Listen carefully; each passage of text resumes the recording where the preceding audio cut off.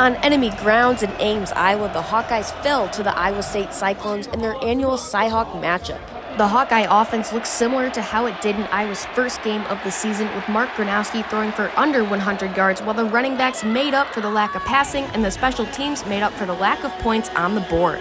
However, it was the Iowa defense that kept them in the game, limiting Iowa State to only 238 yards and 16 points with extra help from one specific player, TJ Hall. TJ, he puts in the work every single day. I'm not surprised at all by his performance. Not only playing well, but he's also, taking a leadership role on top of it, which is going to be critical for us as we move forward. Despite the game's outcome, defensive back TJ Hall had no mercy for his rival, swarming the Cyclone offense and breaking up 3 passes, the most in his career. Preparation meets opportunity.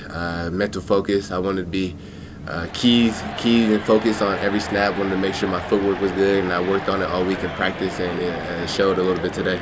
TJ and the Hawkeye defense gave the Iowa offense multiple chances on the field, but it was the Cyclone defense who determined the end result of the game. Iowa's defense showed up per usual, but they were outmatched by Iowa State's ranked defense, preventing them from getting revenge after last year's CyHawk loss. The Cyclones held the Hawks to 241 yards, only 3 more than Iowa allowed them, keeping the game tight. And they did a great job of doing what they needed to do to get the job done. And, it's just our job to stop them and get the ball back to our O. With the strength of their defense, the Cyclones limited the Hawks to only 3 successful drives, leaving the 13-13 game to Iowa State's kicker Kyle Conrady, who would ultimately kick the winning field goal.